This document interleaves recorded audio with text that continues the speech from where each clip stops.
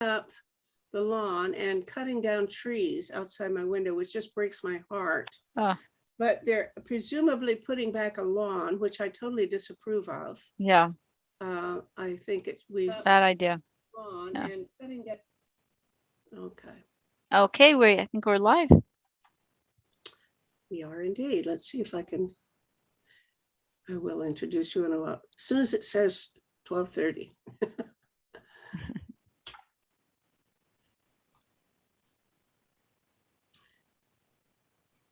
You in Washington, D.C. or you? Yes, I am. You are? Mhm, Okay, mhm. good.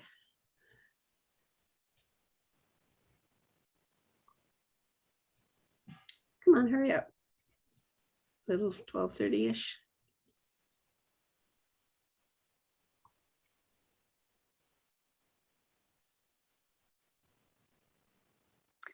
Oh dear. I think I might have to just disappear for 1 minute and come back. Sure, okay. Thank you. Sorry. Just wait a sec, okay.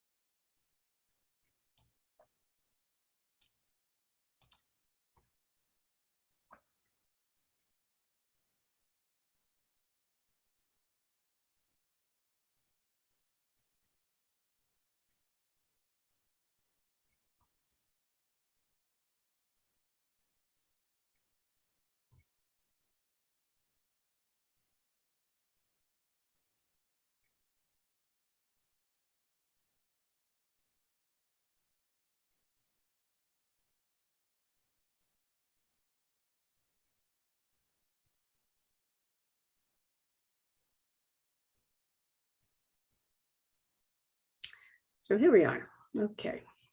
Hi, I'm Metta Spencer, and I want to take you today with me to visit a friend of mine in Washington, D.C. This is a conversation we're going to have about corruption, a very, very important topic. And it's Shaska Byerly, who is a senior fellow at the Terrorism, Transnational Crime, and Corruption Center at George Mason University, which is in Fairfax, Virginia, just outside Washington. But Shaska's in Washington with her headphones on and all ready to talk. Good morning, Shaska. How are you? Hello, Meta. Thanks for this opportunity. Yeah, I think we're going to fix the world today because there's a hell of a lot of corruption out there. And that's not something that peace activists normally consider part of our business. It's sort of, we don't make that our issue very often, but that's your bag. So I'm glad to talk to somebody who knows what in the world can be done, if anything, to straighten out a situation in which I presume we're talking mainly about government corruption. Or let's narrow the field down first. When you talk about corruption, do you mostly talk about the government, or are you looking at ways in which, say, financial institutions gouge or bribe or something of that kind? What are the limits of what you consider your field? Okay. Thanks, Meta. First of all, I just want to say hello to everyone. And if there are any U of T alum out there, hi there, because I'm one also. I'm a hidden Canadian here in Washington, D.C., born in Canada. And maybe you'll detect a slight Canadian accent. I don't know if I've lost it completely in all the years I've been here. It was fun when you were up here about 3, 4, 5 Yeah. years ago, discovering that you knew your way around the campus. Yes, I did. I think you Yeah. hadn't been here in 20 years or so. Yeah, it was a Have you long been time. back since then? No, not since about 3 years ago. Yep. It'll Well, be we'll maybe, put on yeah. a big banquet for you when you come back. Thanks. So anyway, thank you to all of you who are tuning in today. and those of you who might listen to this in the future when it's uploaded. And the other thing I'd just like to say before I start is I'd like to recognize all the people around the world who are fighting corruption and making an impact. They're the ones doing all the extraordinary work. They're the ones who are extremely brave and are, taking risks to benefit their communities and countries. And right now, I just want to express my deep concerns and thoughts for the incredible anti-corruption advocates in Afghanistan who are facing threats and danger. And I don't know what's going to happen. And all I can say is that this is weighing very, very much on many of us in the anti-corruption field right now, because there are some really great people there, including in the government, that have put themselves on the line for their country. So if we get back to Meta's question about what, if corruption only is something that takes place in governments, the answer would be no. Corruption can happen anywhere. I mean, it can happen in the government, it can happen in non-state entities, it can happen in the private sector, it can happen in religious institutions, it can happen in even civil society.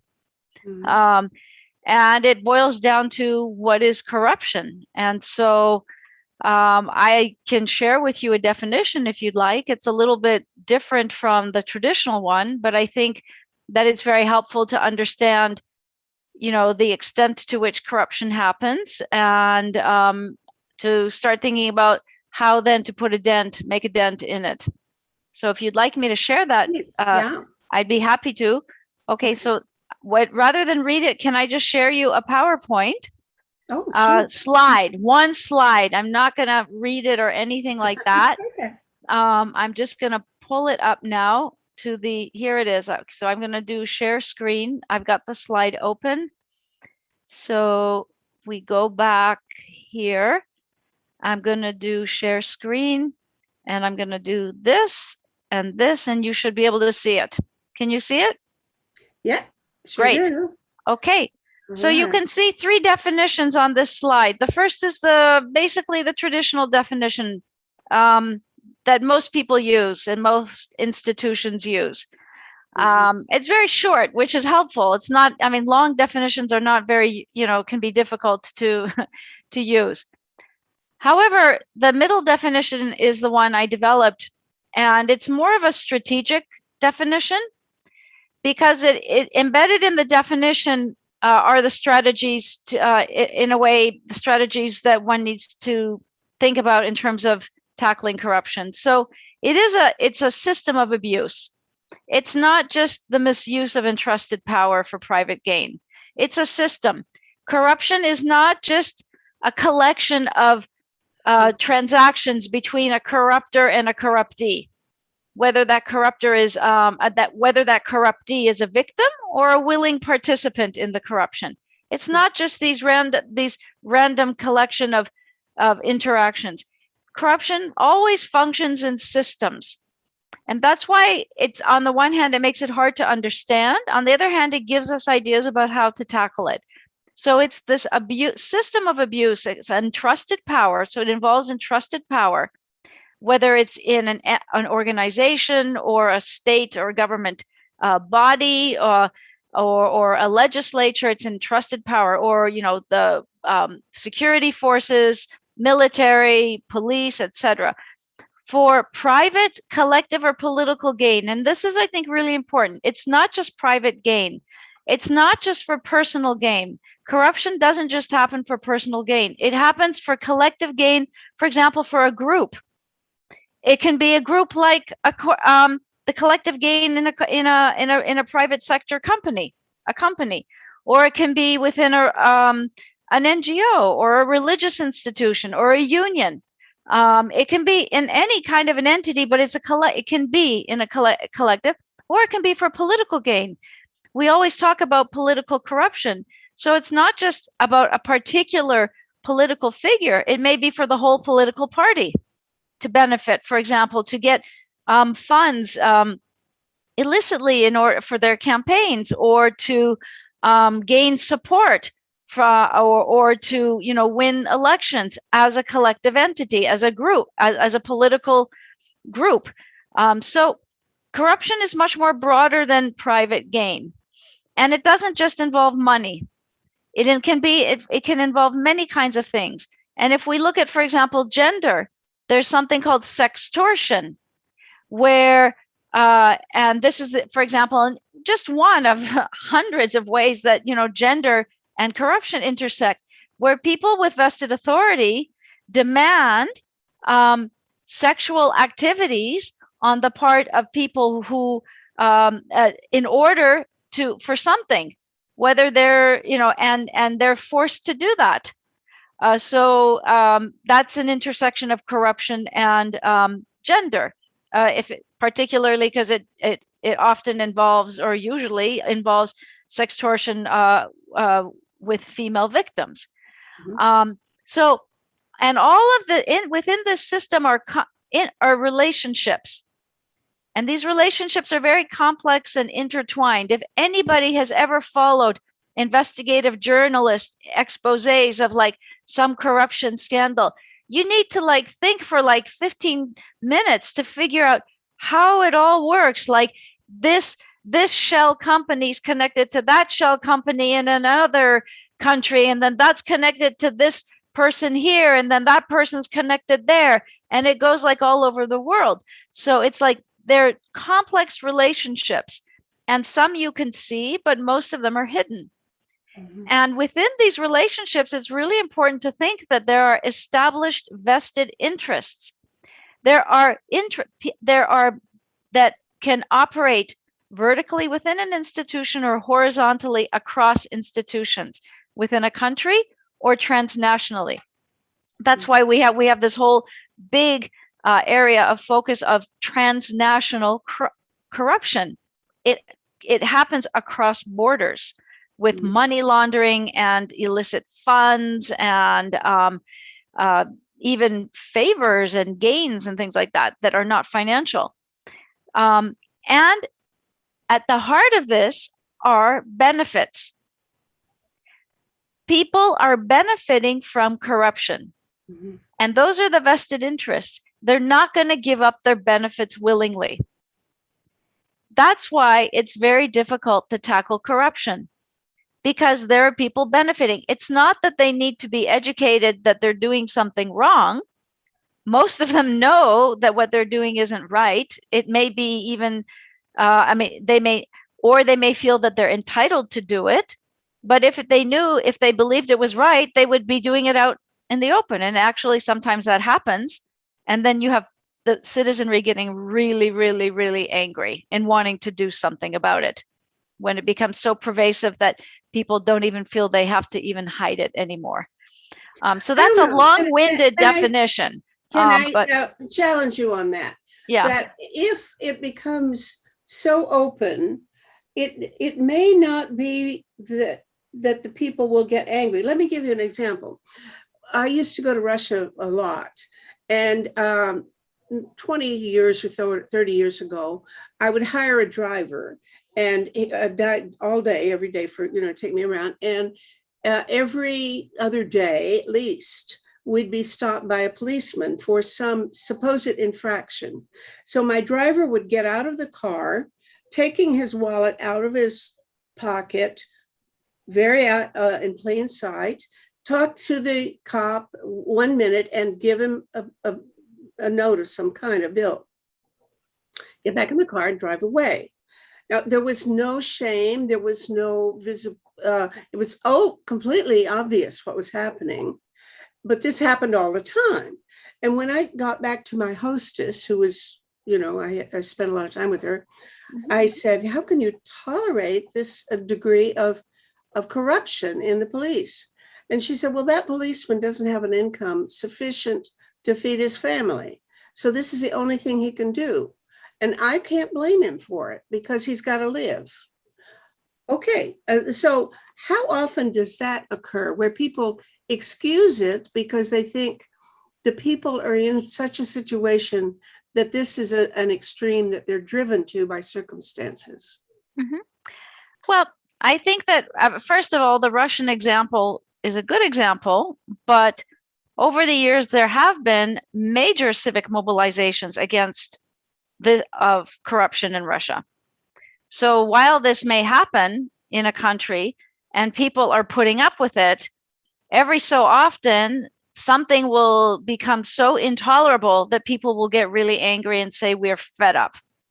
And that happened in 2011 around the parliamentary elections in Russia, which really scared Vladimir Putin, and it's why now Alexei Navalny is in prison and was poisoned, and I mean so many people are very bravely going out onto the streets about this.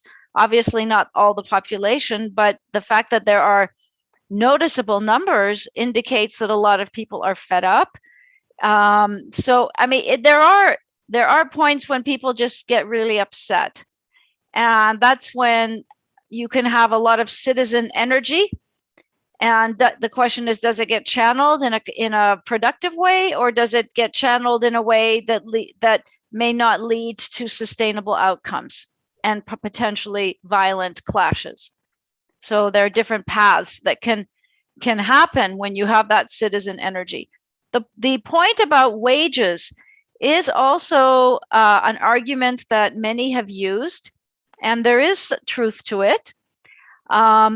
However, what's been interesting is that there's been research. I've not been involved in that research, but there's been research about this issue, and whether or not if one raises the salaries, especially of lower level police or officials that have the capacity to extort money from citizens, will that reduce corruption?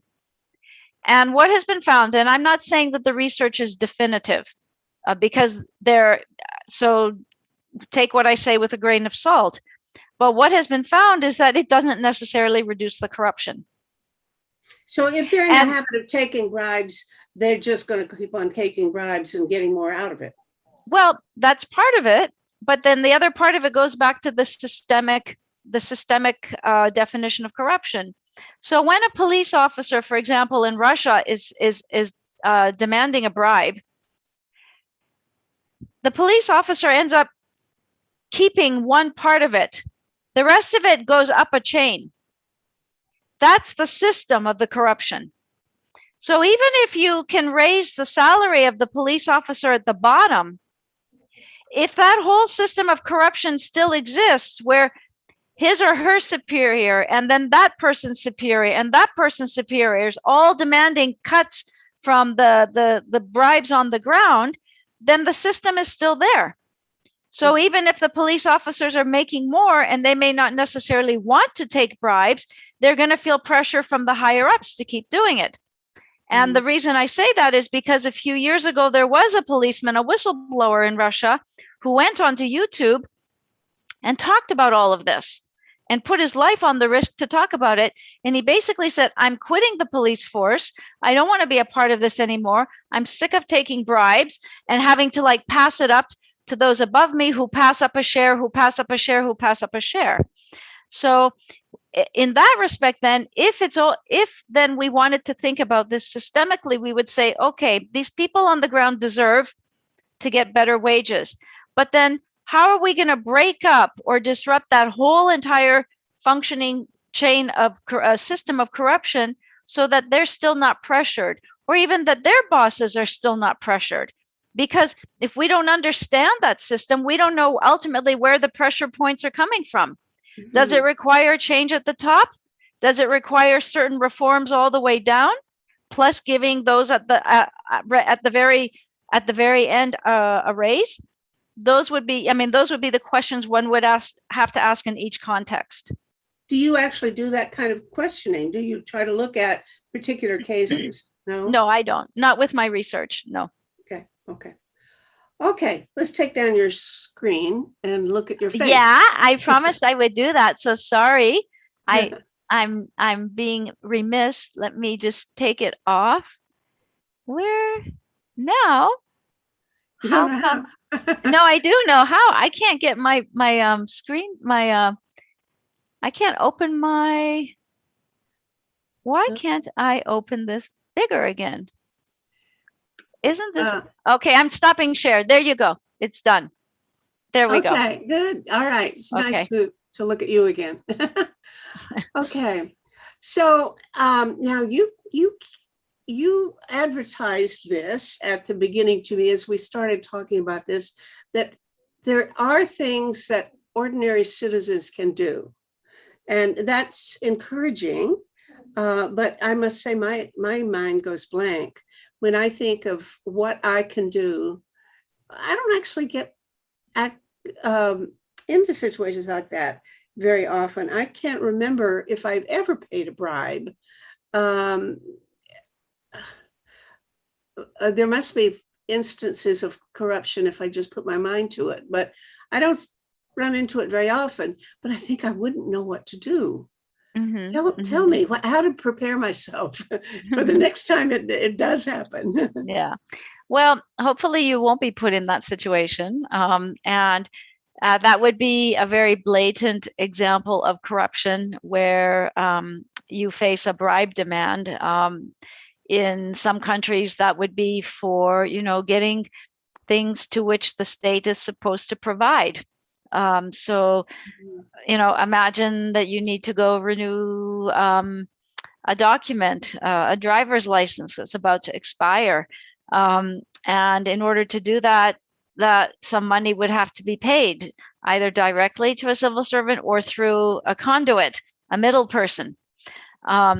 That would be, an example of that kind of bribe demand.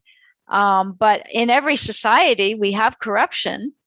So oftentimes the challenge is to take what may be abstract and bring it down to the level of everyday life. So sometimes in countries, so every country has corruption. But in some countries where it's not so obvious in daily life, it's often harder to make that link between something that's happening that's corrupt, that has an adverse effect on society and people's everyday lives. So that would be where, in Canada, you would need to start thinking, well, what kind of corruption do we have? How does that harm society? And can we see how that actually affects people in their everyday lives? And then once that link is made, people will be more apt to want to do something about it. Now, in a country where the corruption is in one's face, there may be at least a little bit more motivation initially because it's so blatant. But then oftentimes in such contexts, people also feel defeated because they say, we have so much corruption, it's impossible to do anything. So there's always a starting point where either people are not making that link has not been made between corruption and everyday life and how it's adversely affecting citizens, or the corruption is so bad that people are like hopeless, saying, we can't do anything. That's where, civic organizers, civil society groups, activists come in and they say, okay, this is our starting point. How are we going to now overcome the obstacles we face? So we always have obstacles when we look at citizen mobilization and nonviolent action to impact corruption. There's never a perfect situation. It's always that you start off with obstacles, and then you have to think, well, how are we going to overcome these obstacles? And every context is different.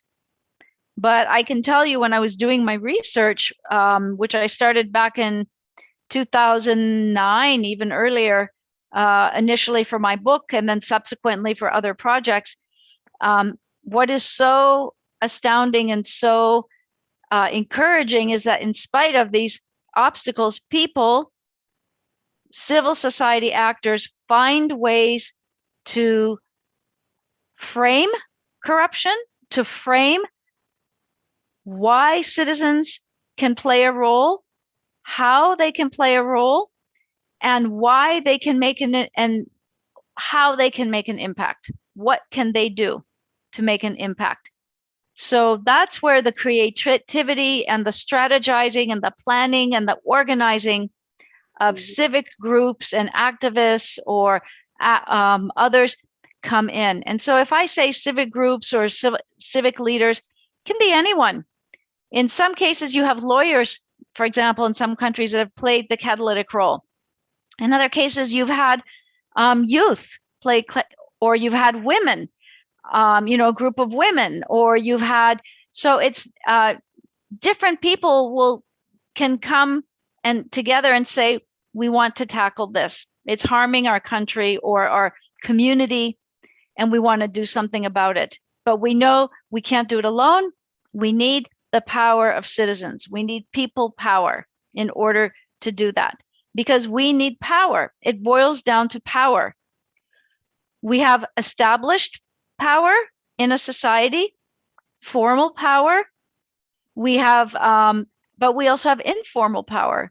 And one source of informal power comes from organized citizens in social movements, in campaigns, in community, just grassroots community efforts. You don't have to put a label on it, but they're just people coming together.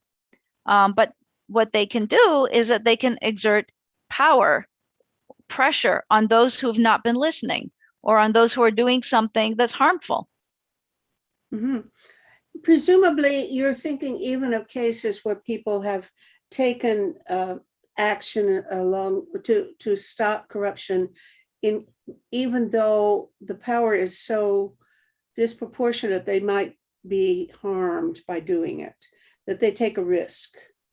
What kinds, we beforehand we started, you mentioned places where the whole society is being threatened because of the extent of corruption. And I said, obviously, Afghanistan is one where the government has just fallen because it's known to be so totally corrupt. One of the factors. Also, you mentioned Iraq and Lebanon as other strong cases. Okay, how, if you were situated in a place like, well, either one, any of those three countries, how would you proceed with the greatest amount of safety for yourself while actually maybe having a chance of accomplishing something? Yeah. So one strategy that groups use in other countries is that they don't self-identify as anti-corruption. Oh. And often because that is ultimately not their goal.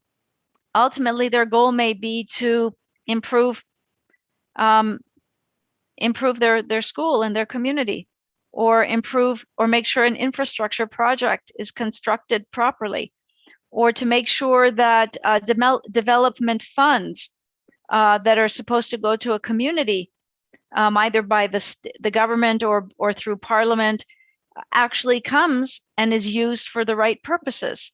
So ultimately, the goal is something positive. So I mean, that's one important strategy. And they often may not even say that we're an anti-corruption group or we're engaging in an anti-corruption effort. They may say we're a group focusing on human rights. And I mean, these are clear examples, like a group in Kenya called Muslims for Human Rights.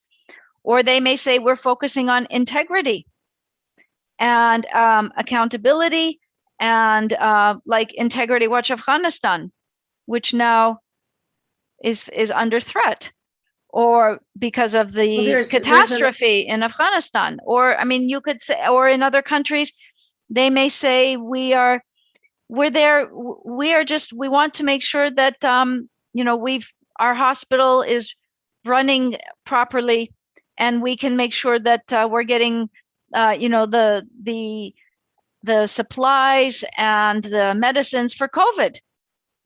So we're not here to say, point a finger at someone and say you're corrupt.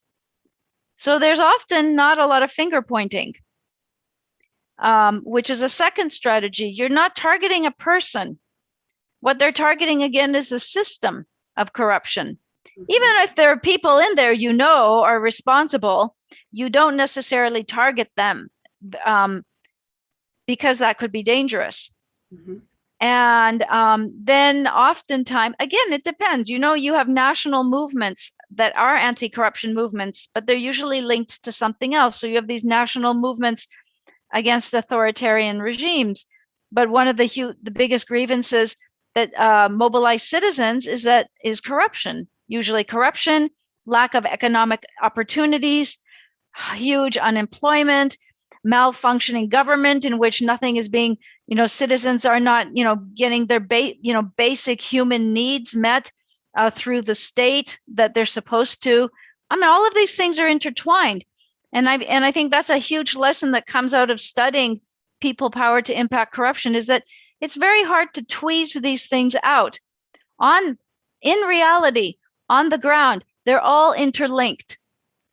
So I may have a focus on the anti-corruption angle. Another person may have a focus on the development angle and anti-poverty angle. Another person may have a focus on the gender angle, for example, or children's rights and children's health and education. So all of these, so everything is interlinked. And a third strategy is that people oftentimes they make demands, especially at the grassroots. If you're looking at very tiny initiatives at the grassroots, they have demands that will lead to visible outcomes. So it may be that, for example, in a school that they want to make, I'll give you a real example from Kenya. Constituency development funds were supposed to be used to build a clinic for HIV/AIDS in a slum community. And what happened was that not only did the funds disappear, but the land on which the little clinic was supposed to be built was illegally sold, and the money that was pocketed by somebody in the municipality, and it was illegally sold to somebody who wanted the land.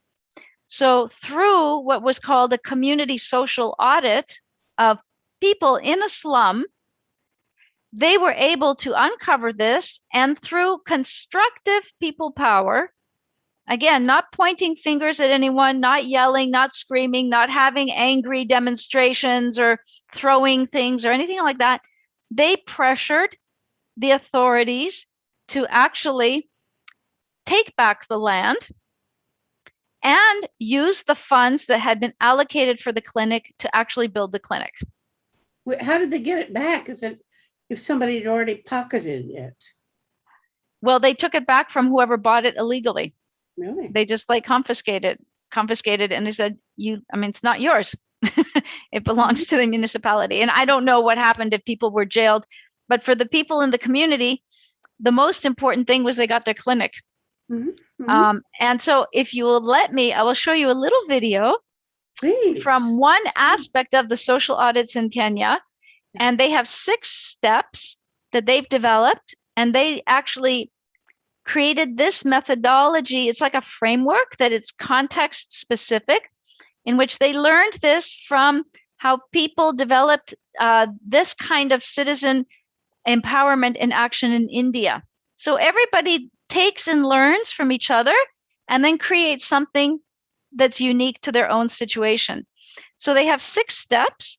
The first few steps have to do with trying to get information that they need, animating the community to participate, identifying volunteers from the community to actually be trained in auditing. So reading contracts, reading budgets, going and making physical inspections on the ground of, schools or buildings or roads or whatever. collecting the data, analyzing the data, and then holding community meetings in which they invite the power holders present and they present their findings. And this creates so much social pressure that then the authorities that are invited commit publicly that they will take certain actions.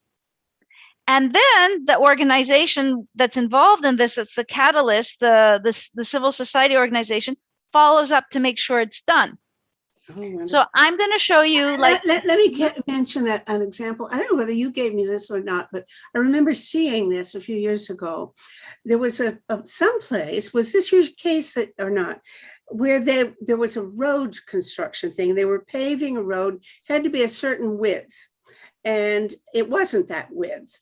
And so the community people went out there, and you could see with the tape measure where they were measuring the width of the road. Yeah. And they went back to the construction company and said, no, you've got to make this wider out to this length. Yeah. Was that your case? Was that? That's one of the cases I documented. That was part of the community-based monitoring that Integrity Watch Afghanistan was conducting. Really? In hundreds and hundreds and hundreds of villages and peri-urban communities in parts of Afghanistan, not in the whole country. They started with infrastructure. Then they had the schools program where the communities were monitoring their local schools. Then they started with courtrooms. And then they had even started in a few cases where it was safe of resource extraction. And again, I say this with, like, my heart is breaking that all of this good work, nobody knows what's going to happen. And all we can do is hope that all these people are going to be okay, because I don't know what's going to happen. Right. But I will show you, I will share you a screen. Let's see. I'm just gonna, no, actually I have it right. I'm gonna go here to the PowerPoint, then I'll just go skip down quickly to the next, to a slide. Let's see, how can I do this?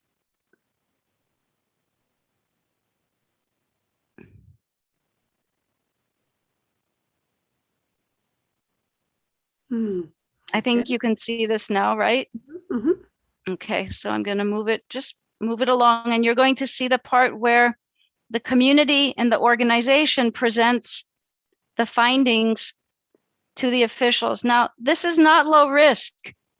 When this social audit happened, before that, the civil society organization was attacked by paid thugs. The guard was stabbed in the neck. Their office was ransacked. So I'm not presenting this as a fairy tale, that all of this is easy. But what I'm presenting it is as to show the commitment and ingenuity and capacities of people, even in spite of such situations, that they can achieve.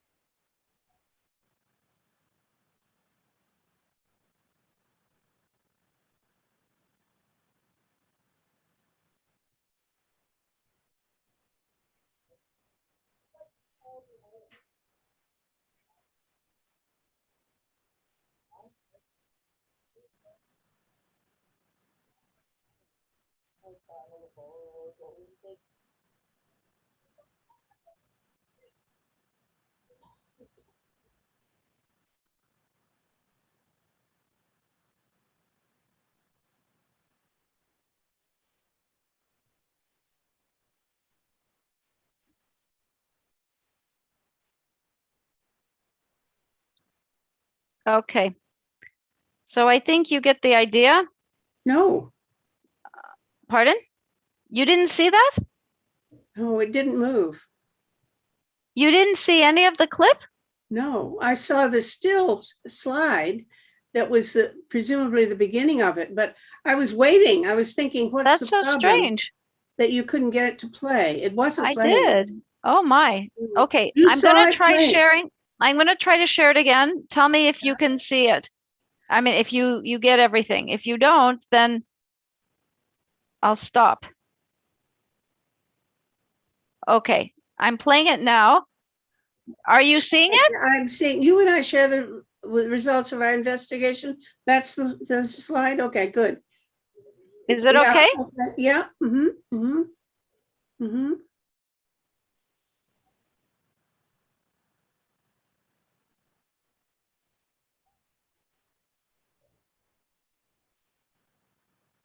Mm-hmm. So you're watching it, Meta? Yes, I am. It looks Okay. fine now. Uh-huh. Mm-hmm.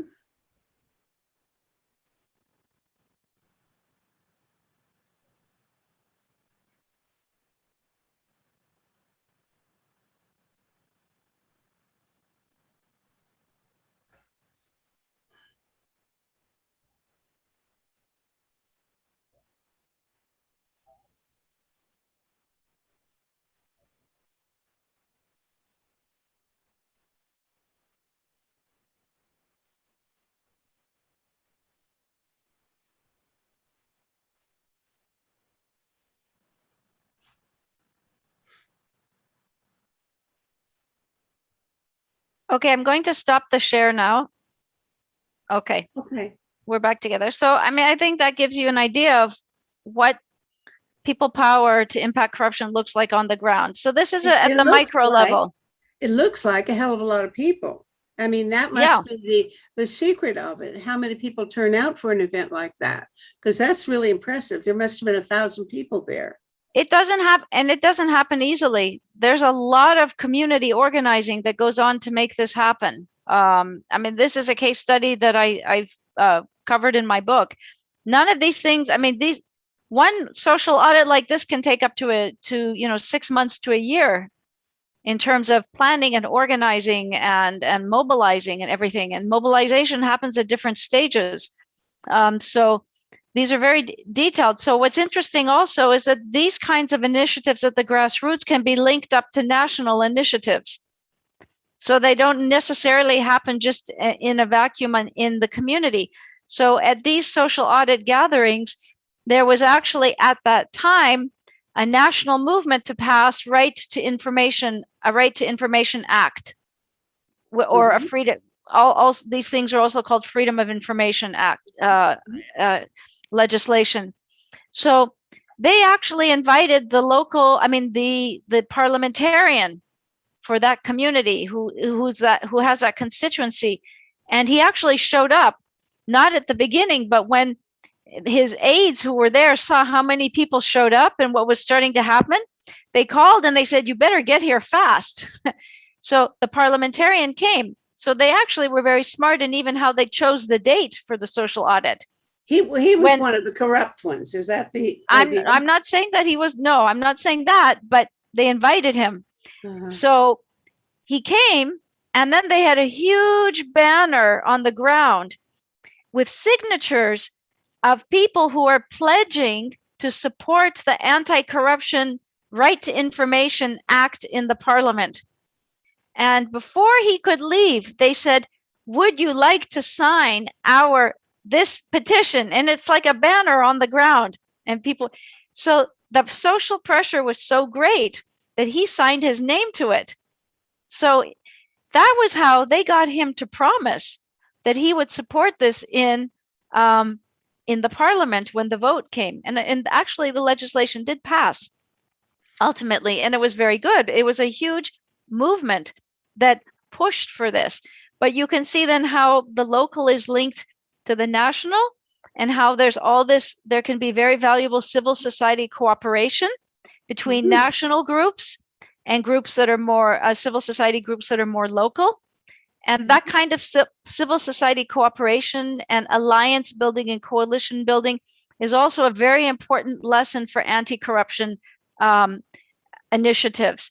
You need that kind of sort of engagement within civil society, between national groups, between local groups, because between activist groups and groups that are more focused on traditional advocacy and research and policy, between lawyers groups to provide legal advice, and then citizen groups. All of that, when these kinds of relationships are built amongst all these different groups, then you have like this, to use a nice term, a quilt. I mean, you have this like quilt of all these things that are stitched together. I'm glad you mentioned this Freedom of Information Act, because when we were talking about the definition of corruption, one of the things that occurred to me was whether or not the suppression of information, not money or not particular material favors, but simply privacy and secrecy, that if this kind of thing can be considered part of corruption itself, that because it's clearly necessary as a way of hiding misdeeds, you have to be able to hide your facts and keep the public or other people from being able to get at them. But I have never before thought of a Freedom of Information Act as part of a campaign against corruption, but it obviously is intrinsic to it. Yeah, information is vital for putting a dent, making dents in corruption, because information plus action. Information alone is not going to lead to anything, but information plus action can be very powerful, because you need information if you want to look at, spending. If you want to look at budgets, if you want to look at procurement, if you want to look at contracts, all these different things, if you want to look at political parties and where they're getting their money, or who is on the board of what, or who has, or all these what we call shell companies, where a company doesn't have to list the owners, for example. And then and especially if they're in tax havens overseas where you don't pay taxes, then you have all this like tax evasion. So all of these things, this secrecy contributes, let's say it enables corruption. It makes it easier. And of course, why was it created? Why were these things created in the beginning? It was to enable these kinds of things to happen. So, but on the other hand, there is some balancing, because others will argue, and I mean, there are some legitimate arguments that if you cannot make everything 100% transparent 100% of the time, because there may be, security reasons, there may be legitimate reasons, there may be reasons that are not so legitimate, but it's clearly not something that's cut and dry, yes or no. Yeah. And that's what makes it difficult. And maybe different societies have different gray areas that they're in which, some societies may want to have a smaller gray area, and other societies are more comfortable with a bigger gray area. I don't know. But people can feel very strongly about this and take very strong positions. Yeah, I tend to be one who, I have a radical transparency view. I mean, almost anything about me, you're welcome to find out. And by the same token, don't you tell me any secrets, because I'll be the first one to go blab to tell everybody, And I get in trouble on committees, for example, because they have these privacy things. Whatever goes on in the committee has to be kept confidential. I have no sense of confidentiality at all.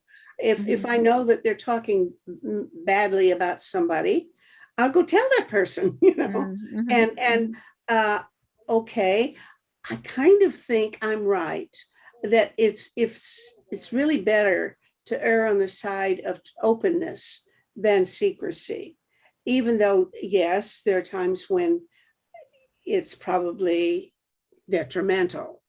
And certainly, I'm not going to tell you on this show my mother's maiden name, because that's what the bank asks me, to let me at my account and so on. So there are passwords I'm not going to tell here. So secrecy is sometimes required. But I was in the United Nations cafeteria about 30 years ago with Bill Epstein, who is a longtime person at the UN, worked, and I said, big cafeteria, a lot of people eating. And I said, I bet there are a lot of spies in here.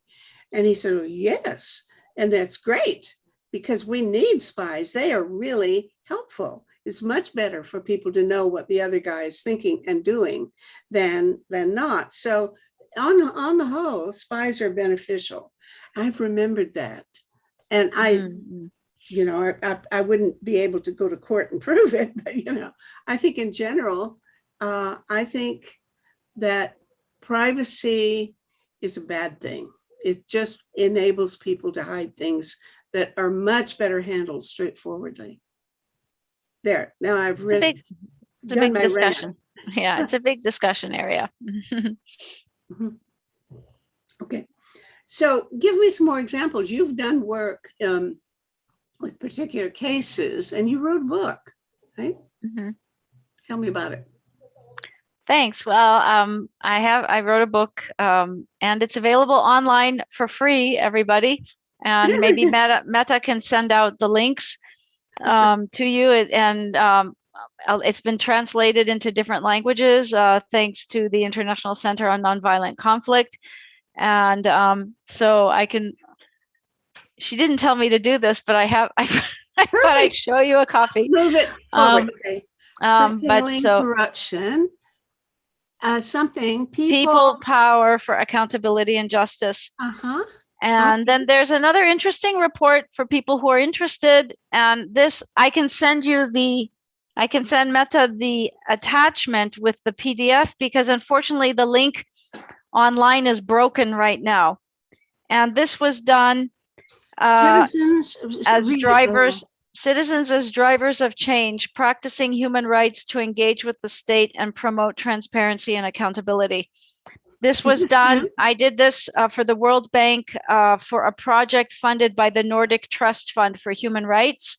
Okay. And it looks at it from the human rights and development perspective, the intersection of corruption, human rights, and development.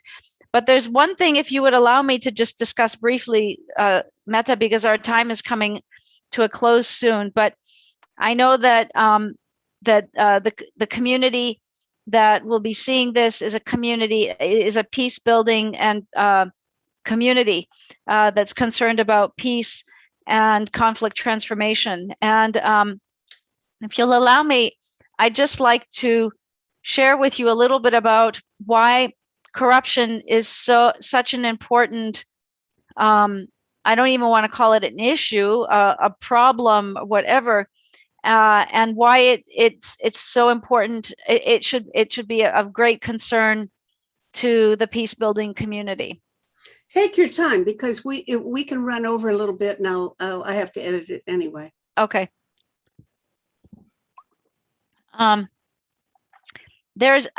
And I'm sure everybody, so forgive me if I'm saying something that some of you already are focusing on, but corruption is linked to violent conflict.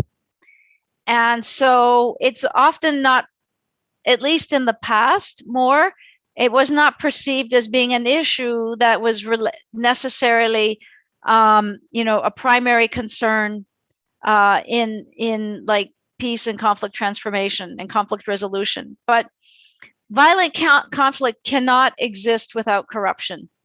Moreover, corruption can be a driver of violent conflict.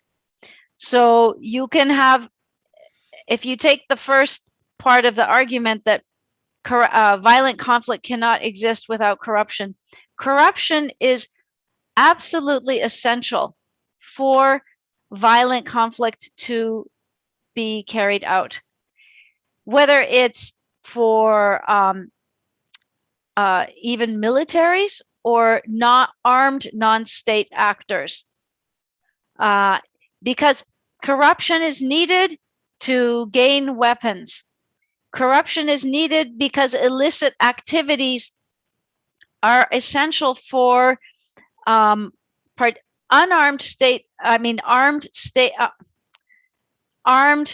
non-state groups to make money to purchase illicit equipment. Corruption is needed to move freely.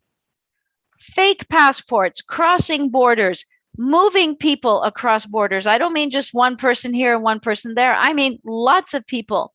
If you think about transnational armed groups, corruption is needed to pay off people, to turn a blind eye. Corruption is needed to gain support and loyalty. So even within militaries, corruption is used in order to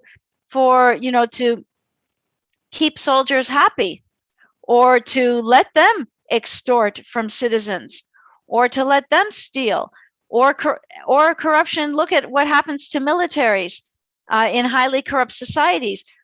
The things that they're supposed to be using is actually sold off on the black market, and people pocket the money, and the militaries then become very weak. They have what are called ghost soldiers on the books, or you have then people that are acquiring the weapons, from one side to the other. So then if you look at the drivers of conflict, corruption is a driver of conflict, because when you have states that are extremely corrupt, then that they become weak, and that leaves them susceptible to situations where people are recruited to armed non-state actors, or it leaves them susceptible to attacks because from other countries or other armed non-state groups. We see this happening, all over the world. So you cannot look at tackling violent conflict without looking at corruption. Now, it doesn't mean that if you get rid of corruption, the violent conflict will automatically vanish, but it prolongs it. It can enable it, and it can prolong it. And I'll just mention one more thing.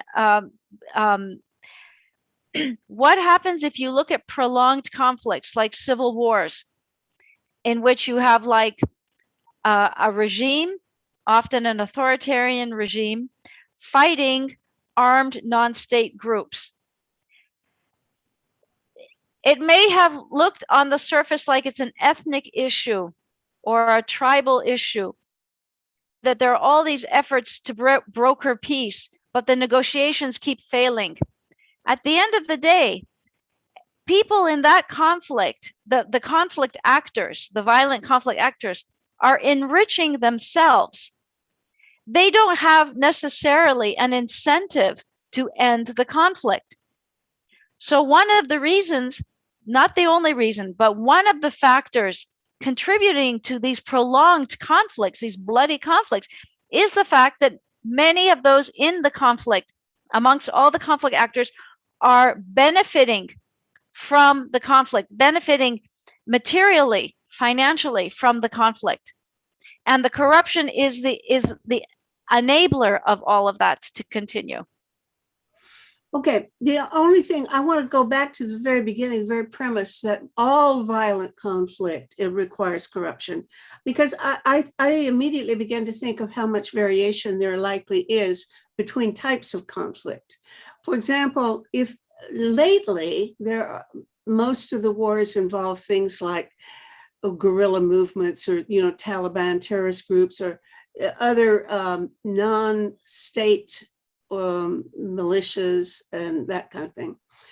But I think Mary Kaldor calls those the new wars, where there's a lot of interaction between the drug trade, for example, or and weapons sales and all this stuff, which would be done by non-state actors. And when you talk of a civil war, that covers civil war pretty much.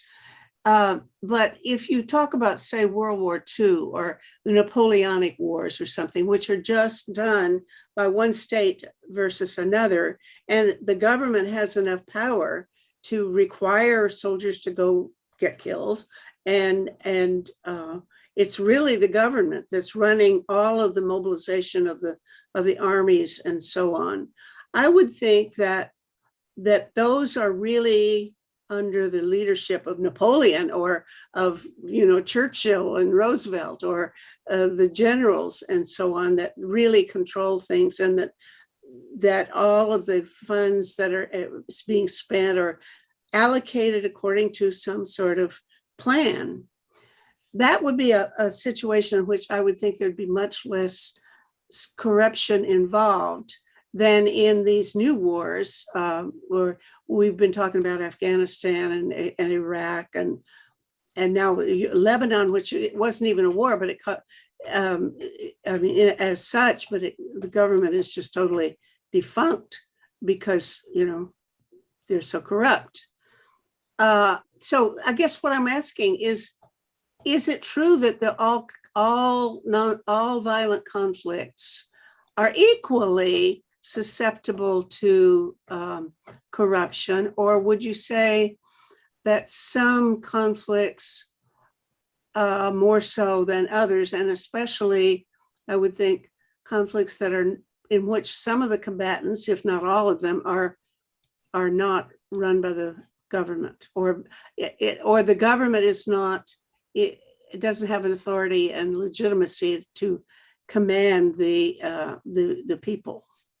Yeah, I mean, thanks. I mean, I should qualify. So if I said corruption drives all violent conflict, then I need to qualify that. And thanks for bringing that up. So I would say that corruption drives a lot of violent conflict. Let's put it that way. And so I shouldn't, I apologize if I made an absolutist statement. So I think then it's easier to basically just think about how it can drive it, so that we see it when it's happening.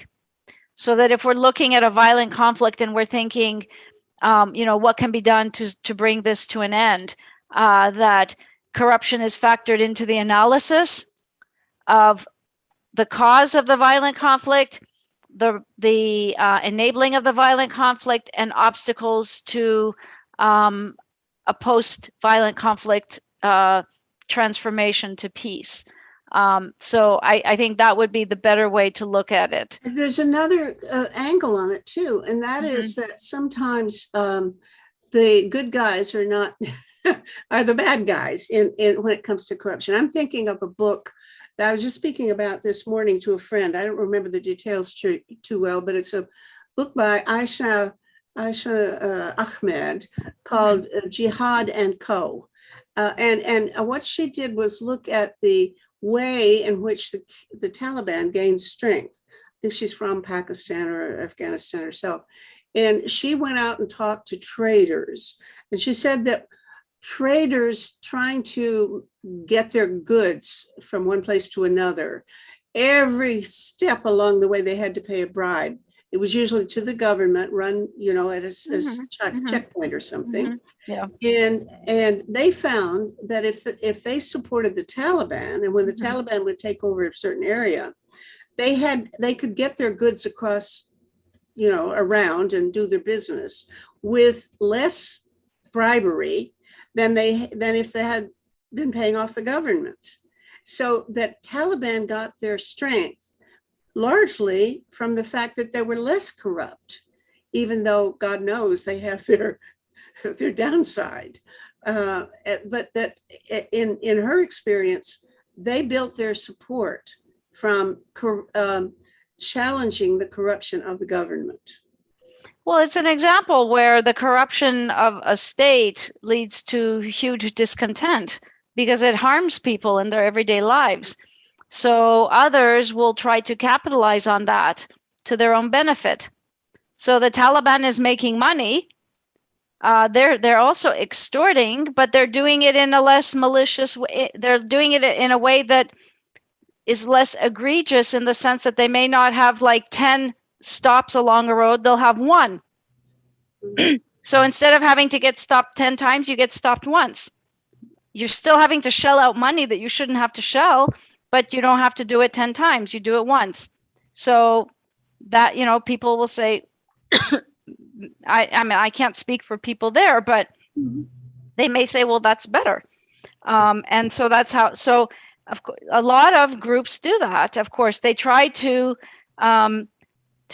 they understand the grievances that people have, and they try to use the grievances that they have against whatever may be the governing entity to their own advantage. Yeah. And so that is an example of how corruption is a driver of conflict, violent conflict, because Okay, it's the unhappiness. In that sense, that's one driver. It's the people's like being fed up with the current system. Yeah. Not that they necessarily want the others too. It's not an argument that they're going to wholeheartedly want the others either. Right. But the others understand the grievances and they're capitalizing on it. Okay, I deflected you by introducing this qualification or question. So, sorry, go back to where you. Oh. No, I think I think that we were there. I mean, I think that's just important to factor corruption into the peace building realm. It's again, not that it's 100% relevant 100% of the time. But then the other thing to think about when a violent conflict ends is that what is often challenging then is building the peace. And when you look at countries, especially in civil war, that have gone through terrible violent conflicts, for decades, with huge human suffering and death and injuries, all those corrupt networks that existed during the conflict don't evaporate. They're there. So when the violent conflict ends, all that when those corrupt networks are there, and they're going to be, all those vested interests in those corrupt networks are going to be saying, well, how do we keep on getting benefits? And those can then become obstacles to peace, because then those corrupt networks are going to try to refashion themselves in the new context to figure out what they're going to do, how they can continue to make money or other gains, whatever other gains that they may want. And so the society inherits the corrupt networks that developed and flourished during the violent conflict. And that's a huge challenge for peace building. And again, there's no easy answer. None of this is easy. Of course, we all know that. If it was easy, then we wouldn't have all these problems. But when that is factored into peace building and development strategies, then at least it's factored into it. When it's ignored, like if you look at what happened in Afghanistan all these years, for 20 years, for the most part of the time, the corruption was ignored by the international community. And that's not my opinion. There are reports from the US Inspector General here, from the Pentagon, that has documented all of this. So, I mean, it's like documented knowledge. It was ignored. So then, then you have a weakened state, you have a weakened everything. And then, but you have a group on the other side. And again, there's geopolitics involved. So it's not just that they were, they got support from a neighboring country. And that's well known too. And anybody who wants to read more about that can read an article by Sarah Chase, and who talks about Pakistan's military, IS. I think IS is involvement, ISI. And so again, I'm not the expert on all of that stuff, but I can certainly send you the link. I mean, all of this is public knowledge at this point, but corruption is a contributing factor, unfortunately. Yep. Well, you've made the case, and I didn't have to be persuaded. The question is, it'd be nice to think somebody has some magic trick. No. There ain't no magic trick. There's no magic trick. As long as there are human beings, there will be corruption. Okay, well, keep doing what you're doing, babe. You're doing good. You're All doing these people well, are and you're doing world a lot of good by this all kind of these people. focus. All these Really. people are doing amazing work. They're such heroes. There are millions and millions of these heroes around the world. And it's been fun talking. Thank you, Thanks, Shasta. Meta. Okay. Bye.